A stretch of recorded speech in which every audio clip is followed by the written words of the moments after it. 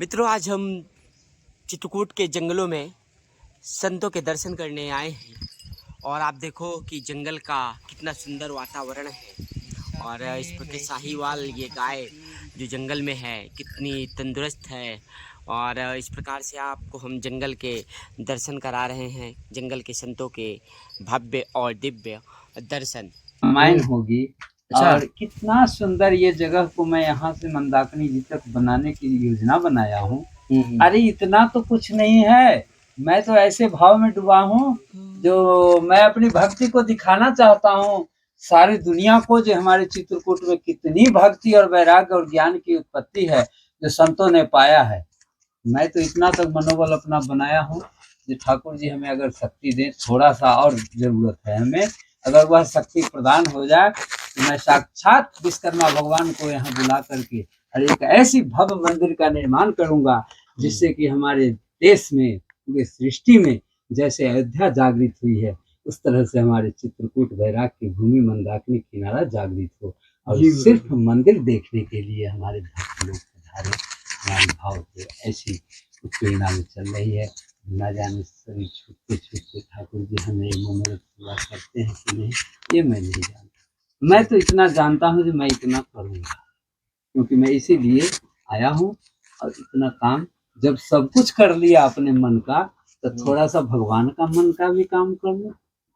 और अपने मन का हमारा तो कोई काम ही नहीं। वृक्ष तो मैं लगाया हूँ बंदरों के लिए, अन्य जीवों के लिए, पशु पक्षियों के लिए। जंगल में सब पत्ते खा के रहते हैं, पानी पी के रहते हैं। 10 वृक्ष हो जाएंगे फल के तो कितने जीव इसमें खाएंगे। हाँ। कितने आनंद करेंगे 100-200 साल तक। सही बात है। प्राकृतिक से ही तो हम लोग जी रहे हैं। और क्या, वैज्ञानिक स्थिति से हम लोग थोड़ी चल रहे हैं।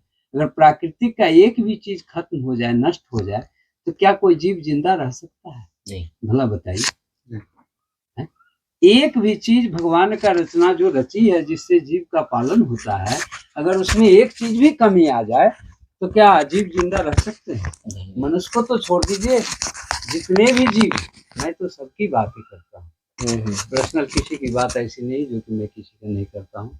इसीलिए मैं विशेष कुछ नहीं करके जो भी मैंने पाया है इस धरती पर, 12 साल मेरा पूरा होने जा रहा है। ठाकुर जी भी अपनी स्वेच्छा से ही आए हैं।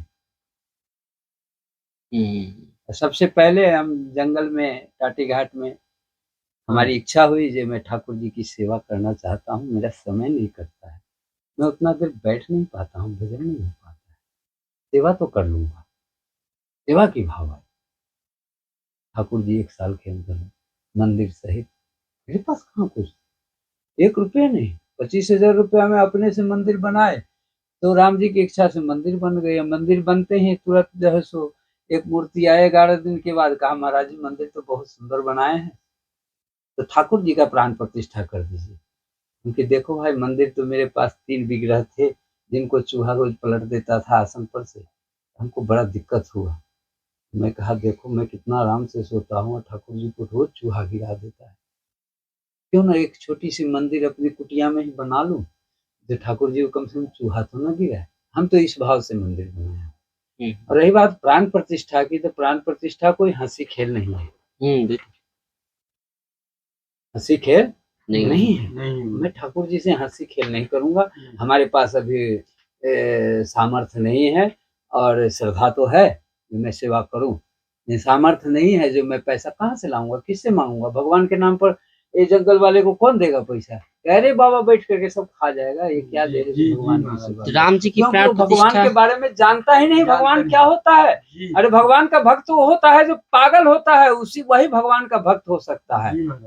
जब तक लोग दुनिया पागल ना कह दे, अरे पागल है कहाँ, पागल के पीछे तू 100 और 10,000 50 लाख रुपया खर्चा कर रहा है, तेरा पैसा व्यर्थ हो जाएगा। ऐसे लोग कह करके दान देने वाले को भड़काते हैं, तो उससे हम लोग को क्या फर्क पड़ता है? एक एक जाते हैं तो 10 आ जाते हैं।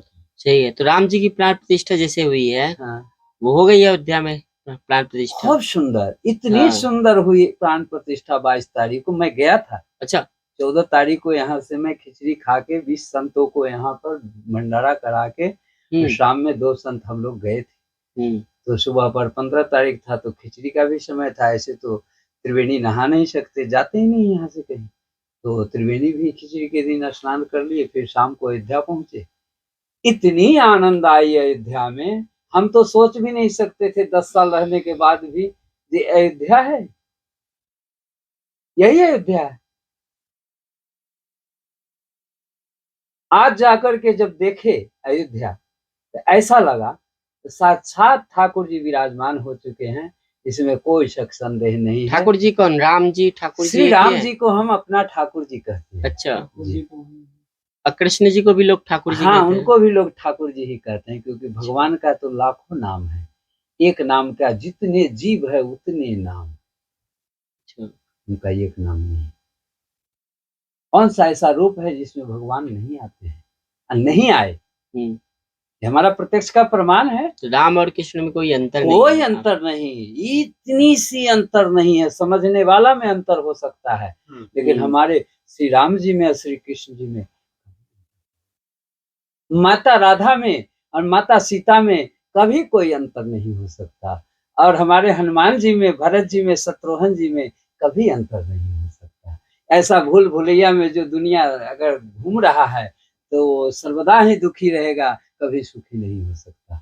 इससे बड़ा प्रेम करने वाला, इससे बड़ा सहारा देने वाला, इससे बड़ा अपने सामने में खिलाने वाला, डोर पकड़ के कोई दूसरा भाई, कोई दूसरा माँ, कोई दूसरा बाप नहीं हो सकता इस धरती पर, सृष्टि में। हमें जो अनुभव हुआ अयोध्या में जाके, मैं कहा साक्षात श्री राम जी के। हमें तो चिट्ठी भी नहीं थी, बिना चिट्ठी के गए थे, लेकिन ठाकुर जी की कृपा, हमें तो 22 को ही दर्शन हुए।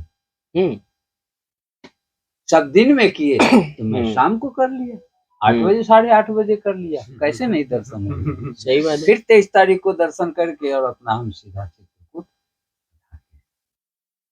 बहुत सुंदर अयोध्या लगी जी। राम आएंगे तो अंगना सजाएंगे, राम आएंगे तो अंगना सजाएंगे, ऐसे ऐसे भजन हो रहे थे।